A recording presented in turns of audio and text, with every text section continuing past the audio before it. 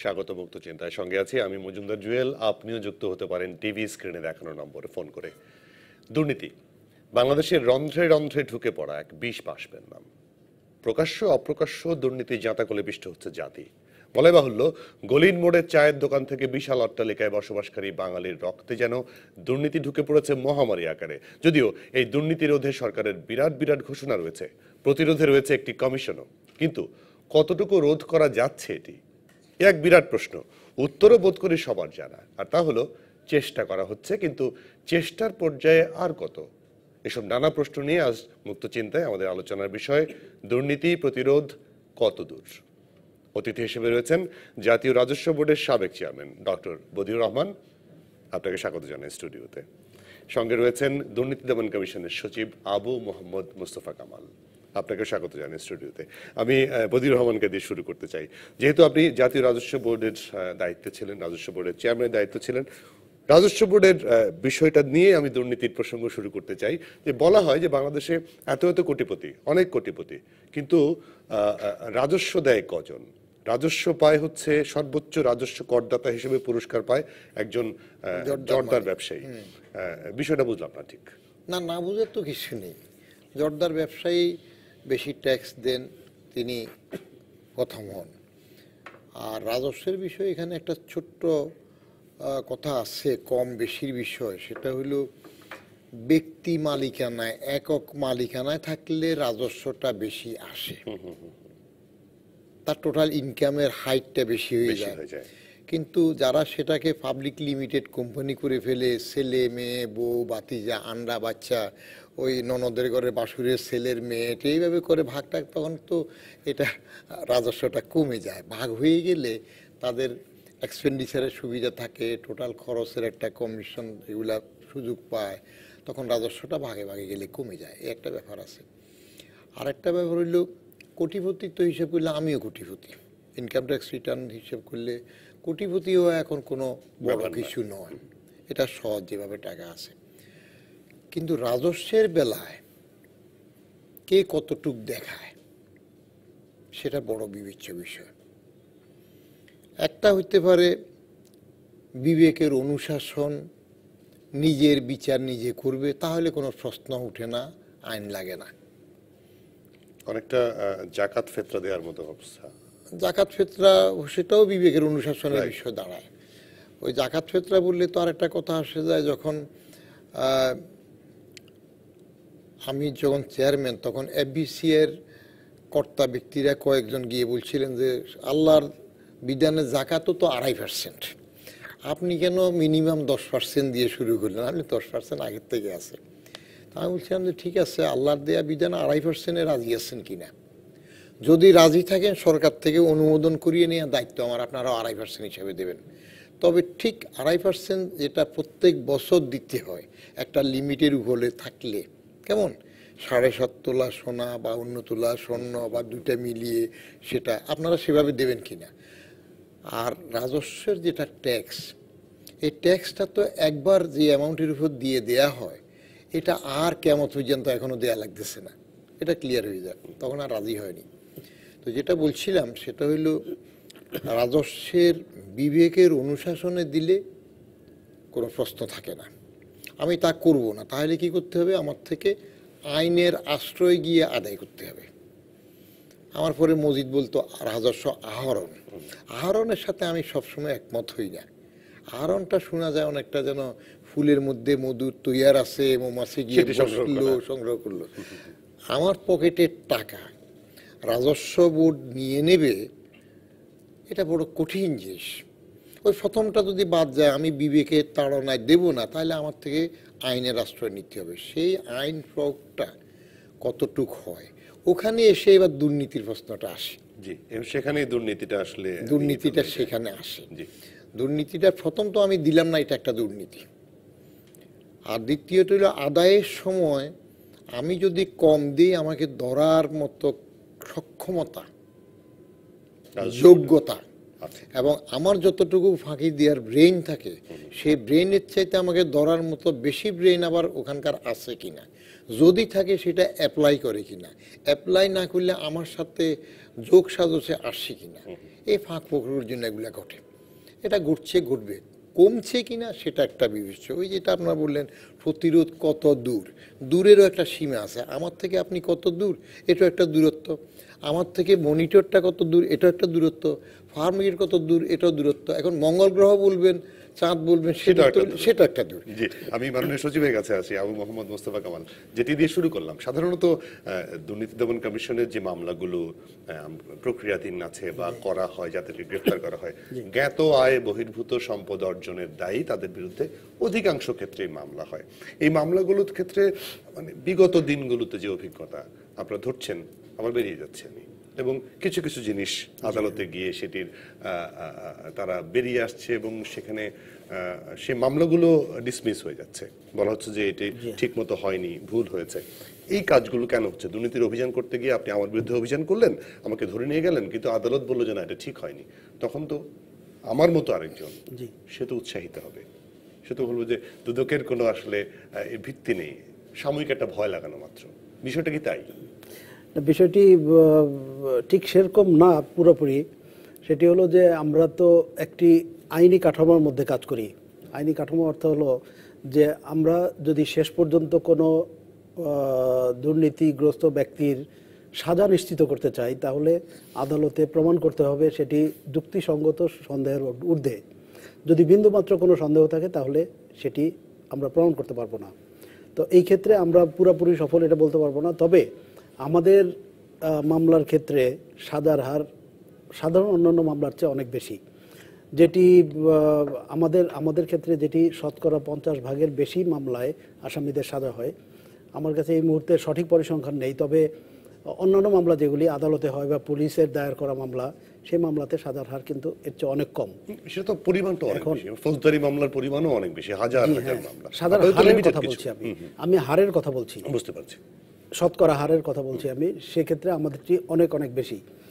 এরপরেও অনেকেই আইনের ফাঁক গলে বেরিয়ে যান। সেগুলি কারণ হলো যে আমরা যে দুর্নীতির ব্যাপারে যে ব্যবস্থা নেই, এর সাথে কিন্তু আরও কিছু কিছু আইনের ব্যাপার থেকে যায়। তার মধ্যে যেমন একটি আছে যে আয়করের ব্যাপারটি রয়েছে। তো আয়কর দিয়ে যদি কেউ আয়কর বিভাগ থেকে একটি সার্টিফিকেট নিয়ে আসেন, সাধারণত তার বিরুদ্ধে আর মামলাটি টিকতে চায় না আর কি, টিকতে চায় না। তো বিগত সময়ের যে আয়করটা সেটা যদি পরিশোধ করেন জরিমানা সহ, তখন হয়তো সেই সুযোগটা পেয়ে যাবেন, টিকতে চায় না। কিন্তু তারপরেও এটা নিয়েও বিতর্কের অবকাশ রয়েছে যে আয়কর দিলেই যে উনি একদম বেকসুর খালাস থাকবেন সারা জীবনের জন্য, তিনি পরিষ্কার হয়ে যাবেন, তাও নাই। এটি নিয়ে আইনগত বিতর্কের সুযোগ রয়েছে। কারণ আমাদের যে আইনটা রয়েছে সেটিকে অন্যান্য আইনের উপরে প্রাধান্য দেওয়া হয়েছে আর কি। তার মানে হলো যে এনবিআর যদি ট্যাক্স কর্তৃপক্ষ যদি কাউকে ছাড়পত্র দিয়েও দেয়, তারপর কিন্তু আমরা প্রশ্ন তুলতে পারি। তো এখন যেটি হয়েছে, আমাদের তদন্ত কাজে আরেকটু আমাদের পারদর্শিতা অর্জন করতে হবে। পারদর্শিতা অর্জন করতে পারলে তখন হয়তো দেখা যাবে যে সব কয়জন দুর্নীতিগ্রস্ত ব্যক্তিকে হয়তো আমরা আইন আমলে আনতে পারবো এবং তাদের বেশিরভাগেরই হয়তো আমরা সাজা নিশ্চিত করতে পারবো। জি, কিছু কিছু অভিযোগ ডক্টর বদিউর রহমান আপনার কাছে আসি যে দুর্নীতি দমন কমিশনের বিরুদ্ধে যে সাধারণভাবে অভিযোগ যে যখন যেই কমিশন যে সরকারের সময় থাকে সেই সরকারেরকেই তারা সমর্থন করে বা তাদের পক্ষেই থাকে, বিরোধীদেরকে দমন করার জন্যই দুর্নীতি দমন কমিশন কাজে লাগানো। যদিও কমিশনের পক্ষ থেকে বলা হয় যে এই যে বদিউর রহমানের বিরুদ্ধে মামলা করেছে তাকে জেলখানা নেওয়া হচ্ছে, একটি দুটো উদাহরণ রয়েছে। বিষয়টাকে আপনি কিভাবে দেখেন? কমিশনটাকে সরকার নিয়ন্ত্রণ করে, কমিশন স্বাধীন আমরা জানি, কিন্তু স্বাধীন না কেন? স্বাধীন আমরা জানি কিন্তু স্বাধীন না কেন? এটা সমস্যা হয়ে গেল। এখন যদি বলেন যে সোমনাথ মন্দিরটা কে ভেঙেছে, তখন তো আমার বলতে হবে যে আমার সে সময় জন্মই হয়নি। ব্যুরো অফ অ্যান্টি করাপশন থেকে শুরু করে স্বাধীন কমিশন হওয়া পর্যন্ত আমি চাকরিতে নেই, কিন্তু দুদককে আমি এক লেখায় বলছিলাম যে দুধ দই কই। দুদকের ভাবমূর্তি এমন পর্যায়ে আসেনি, এখনও আসেনি যে মানুষ বিশ্বাস করবে দুর্নীতি দমন কমিশন ফেয়ার ওয়েতে কাজ করে এবং ঠিক দুর্নীতিবাজদেরকে ধরে। এই বিশ্বাসটা এখনো দুদক অর্জন করতে পারেনি। This is my evaluation, number one. জি। নাম্বার টু, আপনি যেটা বললেন যে আসে ক্ষমতায় তাকেই সমর্থন করে, বা ক্ষমতাসীনরা ব্যবহার করে। ক্ষমতাসীনরা ব্যবহার করে, এটা শুধু দুদক নয়, এটা কম বেশি সবাই ক্ষমতাসীনদের পক্ষে থাকে। আমি তো আমার এনবিআর এর তরফ থেকেও এক সময় দেখেছি যে ক্ষমতাসীনের পক্ষে ইনডাইরেক্টলি বিরোধী দলের প্রার্থী ছিল, বললো যে তার ওই আয়করের নথিটা ধরো। আর কাউকে কোথাও যদি আটকাতে না পারে তাহলে একটা জায়গায় আটকাতে পারবে, সেটা আয়করের নথি। ইনকাম ট্যাক্স অর্ডিন্যান্স 84 বা কাস্টম অ্যাক্ট 69, এটা বেশি কম হয়, ভ্যাট এরটা 91, এগুলোতে ইনকাম ট্যাক্স অর্ডিন্যান্সের যত ধারা আছে এটা ভীতিকর অবস্থা। আমার বিরুদ্ধে যখন সরকার রুষ্ট হবে তখন আমাকে আটকানোর জন্য বেশি কষ্ট লাগবে না। ওই যে ইনকাম ট্যাক্স রিটার্নের মধ্যে যে আমরা একটা এফিডেভিট দিই, নিচের লাইনে লেখা থাকে আমার জানা মতে বা জ্ঞান মতো উপরের তথ্য সত্য, এই সত্যটা দিয়েই আমাকে আটকাতে পারে। তার কারণ ব্যাংকে 2 টাকা ইন্টারেস্ট হয়েছিল সেভিংস অ্যাকাউন্টে, এটা লিখতে মনে ছিল না। আচ্ছা, সেটি নিয়েও ধরা যেতে পারে। জি, সেটা নিয়ে আপনাকে ধরতে পারবে। এবং ইনকাম ট্যাক্স অর্ডিন্যান্সের ফাঁক ফোকর এত বেশি যে আপনি টির মাথা কাটেন নাই শব্দটা আপনি পড়তে পারতেছেন, এটা টি হবে, ও হলে হবে না, মাথা কাটেন নাই কেন, আই ডটিং হয় না কেন, cutting the I T's and dotting the I's পর্যন্ত ধরতে যাবে। প্রয়োগটা কোথায় হচ্ছে, ফেয়ারলি হচ্ছে কিনা, সেটাই হচ্ছে। এবং রাজনৈতিক সরকারে আমি নিজেও দেখেছি, এগুলো আপনার পত্রিকায় দেখেছেন, কিছুতে পাচ্ছে না, ও একটু নিজের দলের হইলেও একটু কথাবার্তা বেশি বলছে, ধরো ইনকাম ট্যাক্সটা, ম্যাক্সিমাম আইনগুলো, হ্যাঁ, মামলাগুলো তাই হচ্ছে। দুদক যদি সমর্থন করে সরকারকে, করবে, দুদকে কাজ করে কারা? মেম্বার সাহেব করে, কমিশনার সাহেব বা চেয়ারম্যান সাহেব করে। তো তারা তো কম বেশি সার্চ কমিটি হোক যেভাবে হোক মোটামুটি সরকারের নিয়ন্ত্রণে আছে। এখনো কি সার্চ কমিটিকে জনগণ 16 আনা বিশ্বাস করে? এই অবস্থা এখন আর প্রশ্ন, একজন দর্শক আছে, একটু প্রশ্নটা নিয়ে নিই। হ্যালো দর্শক, আপনার পরিচয় দিয়ে প্রশ্ন করবেন। হ্যালো, আমি শাহজাহান কবির, বেগমগঞ্জ, নোয়াখালী থেকে। জি জি বলুন। আমার প্রশ্ন সাবেক আইআইডি সেক্রেটারি কাম এনডিএর চেয়ারম্যান সাহেবের কাছে। জি জি। 2004 সালে যখন দুর্নীতি এসিসি গঠন করা হয়, তখন 2 দলের সেরা সেরা দুর্নীতিবাজরাই দুর্নীতি দমন কমিশনের আইনগুলো তৈরি করছে, অনেক ফাঁক ফেকর রেখে। সেকশনে তো এটা ওইটা ফাঁক ফেকর অনেক। যাই হোক, আজ পর্যন্ত এই যে 2004 সাল থেকে এই 16 সাল পর্যন্ত দুর্নীতি দমন কমিশনের কোন দুর্নীতিবাদে একদিনে কি সাজা হয়েছে? এরা কি সমাজে ভিভিআইপি পতাকা মর্যাদা পাচ্ছেন না? বিমানবন্দরে 3 বাহিনীর গার্ডও মনে পাচ্ছেন না? সমাজে দাপিয়ে বেড়াচ্ছেন না? এদের বাসা বাড়িতে বা গাড়ি আগে পিছে পুলিশ, ব্রিগেড, র্যাব কি প্রটেকশন দিচ্ছেন না? তা আপনারা কি করবেন? আমাদের এই দুর্নীতি দমন কমিশন এটা কি গরিবের হাতি পাড়ার সমান নয় কি? জি, আপনার প্রশ্নটি বুঝতে পেরেছি। মানে আপনি অনেক বড় করে বলেছেন, আপনার ক্ষোভের কথাও বলেছেন, সবকিছু মিলে আমি বদিউর রহমানের কাছে একটু নিয়ে আমি সচিব মহোদয়ের কাছে যাবো, যে যেই অভিযোগটি করলেন, প্রশ্নটি করলেন, এই প্রশ্নটার থেকেই তো আপনি বুঝে নেন দুদকের উপরে মানুষের আস্থাটা, মনোভাবটা কেমন, ক্ষোভটা কোন জায়গায়।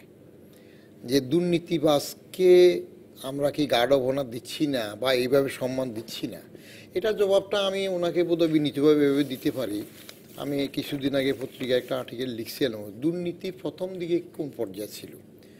এই ধরেন পাকিস্তান আমলের দিকেও আমরা দুর্নীতিটাকে প্রথম বেশিরভাগ ব্যক্তি পর্যায়ে পেয়েছিলাম, ব্যক্তি দুর্নীতি করে, এর মধ্যে সীমিত ছিল। কিছু লোক ওই সিএনবির কেরানি হোক বা ওই জায়গার হোক, এভাবে ব্যক্তির মধ্যে সীমিত ছিল। গ্রাম দেশে ঠাট্টা করে বলতো যে তার একটু পেট মোটা হইলে সরকারি চাকরির মধ্যে ও বোধহয় একটু ঘুষ খায়, আর যে গ্রামে একটু চাকরি করে জমি জমা বেশি কিনে বলে যে ওর বোধহয় উপরি বেশি আছে। এই উপরিটা কিন্তু ফেভারেবল, সম্মানজনক অর্থে ছিল না, যে উপরি কত।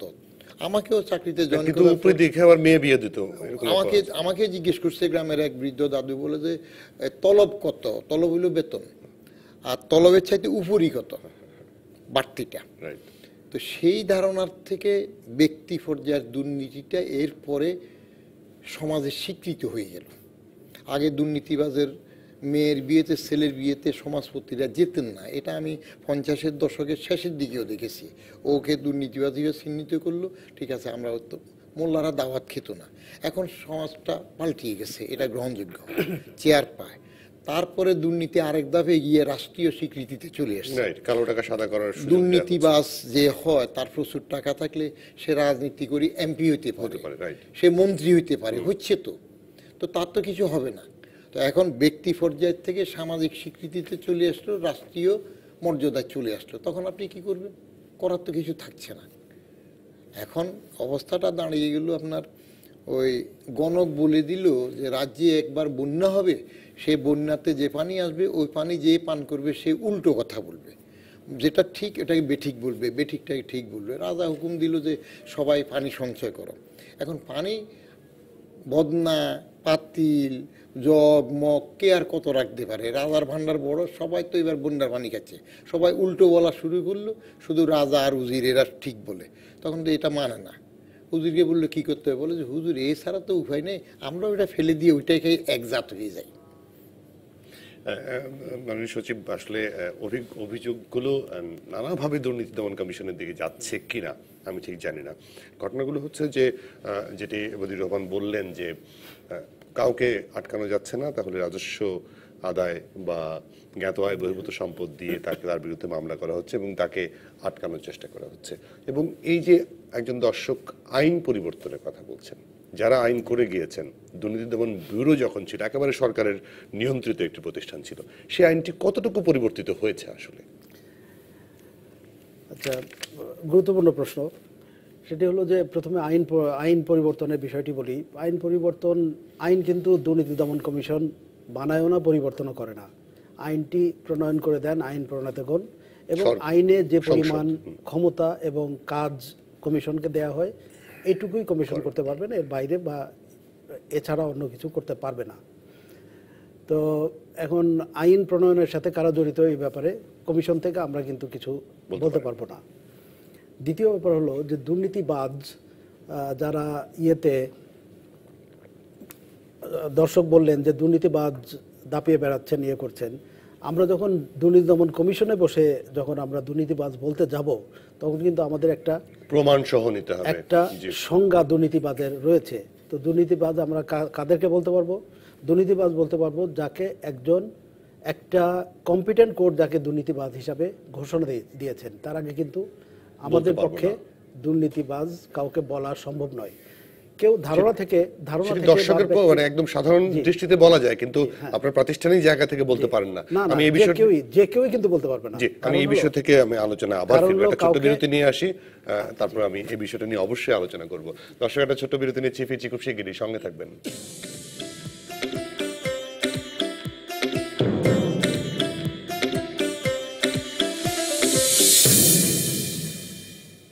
আবার স্বাগত মুক্ত চিন্তায়। আমাদের আলোচনার বিষয় দুর্নীতি প্রতিরোধ কতদূর।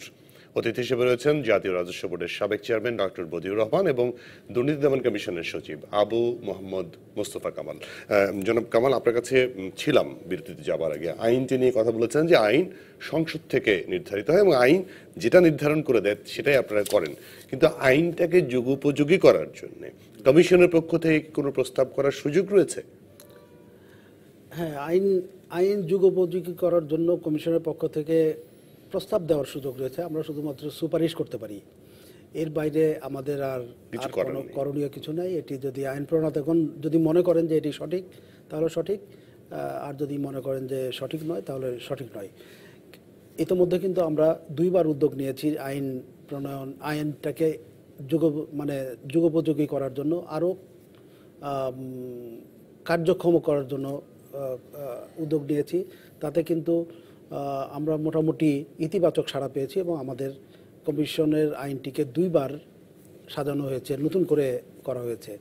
তো যার ফলে এখন কমিশনের কার্যক্ষমতা আরেকটু বাড়ছে বলে, আইনগত যে কাঠামো সেটিতে কার্যক্ষমতা আরেকটু বাড়ছে বলে আমরা মনে করছি এবং আমাদের কাজের জন্য সুবিধা হচ্ছে। একটি উদাহরণ দিতে পারি, যেটি হলো যে আপনারা জানেন যে আমরা যে কোনো অভিযোগ পেলে কিন্তু পুলিশের মতো সাথে সাথে এজাহার রুজু করি না। আমরা প্রথমে একটি প্রাথমিক অনুসন্ধান করি। প্রাথমিক অনুসন্ধানে যদি এটি সত্য প্রমাণিত হয় প্রাথমিকভাবে সত্য প্রমাণিত হয় সেই ক্ষেত্রে আমরা এজাহার করি এবং তখন আনুষ্ঠানিক তদন্ত যেটি শুরু হয়। তো আমরা এক সময়ে এই আইনটা সংশোধনের আগে আমাদের অনুসন্ধানকারী কর্মকর্তা যারা ছিলেন তারা কিন্তু অনুসন্ধানকালীন সময়ে কোথাও কোনো সার্চ করতে পারতেন না এবং কোনো আলামত সিজ করতে পারতেন না এবং গ্রেফতারও করতে পারতেন না। তো পরে এই আইনটা সংশোধন হওয়ার পরে কিন্তু এখন আমাদের অনুসন্ধানকারী কর্মকর্তারা কোনো জায়গায় সার্চ করতে পারছেন এবং অনুসন্ধানের সময়ে কিন্তু আলামত সিজও করতে পারছেন। তো এটিতে অসুবিধা যেটি ছিল সেটি হলো যে অনেক সময় এর আগে আমাদের অনুসন্ধানটা হতো অনেকটা অনুমান ভিত্তিক যেটার কোনো সাক্ষ্য দিয়ে আমি এটি সমর্থন করার মতো কিছু পাওয়া যেত না। এখন কিন্তু এটি হচ্ছে এর ফলে, এবং এটা খুবই অল্প দিন আগে হয়েছে, মাস 6 আগে। তো এরকম মাস 6 আগে হয়েছে, গত জুনে আমার যতদূর মনে পড়ে। তো ইতিমধ্যে কিন্তু আমরা মনে করছি যে এটার একটা সুফল আমরা পেতে শুরু করেছি, আমরা কি দেশ জাতি পেতে শুরু করেছে। তো এইভাবে আমরা আরও চিন্তা ভাবনা করছি এবং আমাদের এটি একটি আইন তো আর মৃত কোনো জিনিস না, এটা একটি জীবন্ত জিনিস। দুদকের অনুসন্ধান প্রক্রিয়াটার ব্যাপারে যদি একটু ছোট করে বলতেন, যে আমি যদি অভিযোগ করি, আমি অভিযোগ করলাম অমুক ব্যক্তির বিরুদ্ধে, একটি আবেদনপত্র করলাম, তাহলে কি আপনারা তদন্ত করেন নাকি নিজেরা স্ব-উদ্যোগী হয়ে তদন্ত করেন? হ্যাঁ, এটিও গুরুত্বপূর্ণ প্রশ্ন, কারণ এটি নিয়ে অনেকের হয়তো দ্বিধা থাকতে পারে। দুর্নীতি দমন কমিশনকে যে ক্ষমতা আইনে দেওয়া রয়েছে সেটিতে দুর্নীতি দমন কমিশন কোনো ক্ষতিগ্রস্ত ব্যক্তির আবেদনে করতে পারে অনুসন্ধান, বা তার পক্ষে অন্য কারো আবেদনে করতে পারে, কিংবা অন্য যে কেউ যিনি এর সাথে কোনোভাবেই সংশ্লিষ্টই নন তার আবেদনেও দুর্নীতি দমন কমিশন একটি বিষয় হাতে নিতে পারে। এর বাইরে দুর্নীতি দমন কমিশন কিন্তু স্ব-উদ্যোগেও অনুসন্ধান কার্যক্রম চালাতে পারে। আর এর বাইরে আরেকটি যেটি আছে, সেখানে কি সরকারের অনুমতি নেওয়ার কোনো বিষয় আছে? না, এখানে হলো দুর্নীতি দমন কমিশনের স্বাধীনতার বিষয়টি। আচ্ছা, দুর্নীতি দমন কমিশনকে আইন স্বাধীনতা দিয়েছে এবং দুর্নীতি দমন কমিশনকে নিরপেক্ষ থাকার জন্য আইনের বিধান রয়েছে, বাধ্যবাধকতা রয়েছে। তো স্বাধীনতার যে প্রশ্নটি, যেটি ব্যুরোর সাথে কমিশনের যে মৌলিক পার্থক্য, সেটি হলো ব্যুরো ছিল এক্সিকিউটিভের একটি সাবঅর্ডিনেট একটি সংস্থা, কিন্তু দুর্নীতি দমন কমিশন তার থেকে সম্পূর্ণ স্বাধীন, এবং স্বাধীনতা আইন তাকে নিশ্চিত করেছে, এবং পারিপার্শ্বিক অবস্থাও কিন্তু স্বাধীনতার অনুকূল। কারণ হলো যে আমি বেশ লম্বা সময় ধরে দুর্নীতি দমন কমিশনে কাজ করছি। দুর্নীতি দমন কমিশনকে কিন্তু কেউ ডিকটেট করে না, আমি এটি স্পষ্ট ভাষায় আপনাকে জানাতে চাই যে কেউ ডিকটেট করে না, সিদ্ধান্ত নেওয়ার জন্য কোনো রকম চাপও নাই।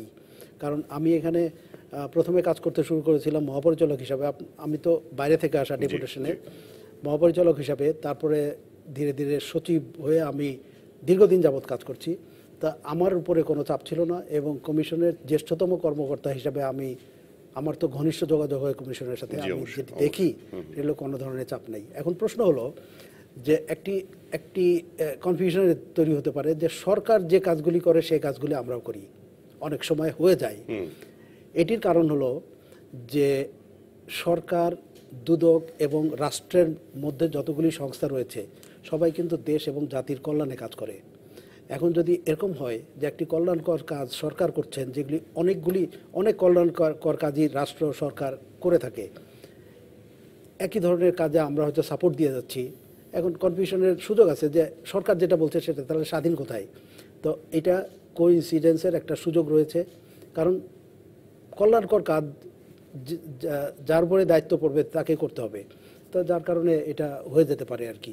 তাছাড়া আমি পরিষ্কারভাবে বলতে চাই যে কমিশন সম্পূর্ণ স্বাধীন, কোনো হস্তক্ষেপ নেই, সম্পূর্ণ স্বাধীন, এবং কমিশন স্বাধীনভাবে কাজ করছে। জি, ডক্টর মজিবুর রহমান, কমিশন স্বাধীনভাবে কাজ করছে এটা আমরা মানতে চাই, কতটুকু করছে এখনো জানি না, মানতে চাই, এবং মানার জন্য এখন সর্বশেষ আমি অন্যগুলো বাদ দিলাম, রাজনৈতিক মানুষকে অবদমিত করার চেষ্টা, অনেক কিছু বাদ দিলাম, সর্বশেষ আলোচিত যে বিষয় বেসিক ব্যাংকের হাজার হাজার কোটি টাকা লুটপাট হয়েছে, এবং সেটি বলা হচ্ছে বিভিন্ন পর্যায় থেকে বিভিন্ন রিপোর্টিংয়ে তদন্ত করি বা আমরা সাংবাদিকরাও এক ধরনের তদন্ত করে থাকি, সেখান থেকে বলাই হচ্ছে যে চেয়ারম্যান সাহেবের সংশ্লিষ্টতা ছিল, সাবেক চেয়ারম্যান যিনি ছিলেন, কিন্তু দুদক সেই সংশ্লিষ্টতা পায়নি। এটিকে আপনি কিভাবে দেখেন? আমি দুদকের স্বাধীনতা যেটা বললেন সচিব মহোদয়, সেটা সম্বন্ধে একটা বলবো, কাগজে কলমে স্বাধীনতা ঠিকই আছে, কোনো হস্তক্ষেপ নাই, এটাও আমি বিশ্বাস করি। কিন্তু সমস্যা হলো যারা স্বাধীনভাবে কাজ করবেন, দুদকের কমিশন, তারা নিজেরা কতটুকু স্বাধীনভাবে কাজ করতে পারেন বা কাজ করার যোগ্যতা রাখেন, তাদের মেন্টাল মেকআপটা কতটুকু কাজ করার, দ্যাট ইজ মোর ইম্পর্টেন্ট।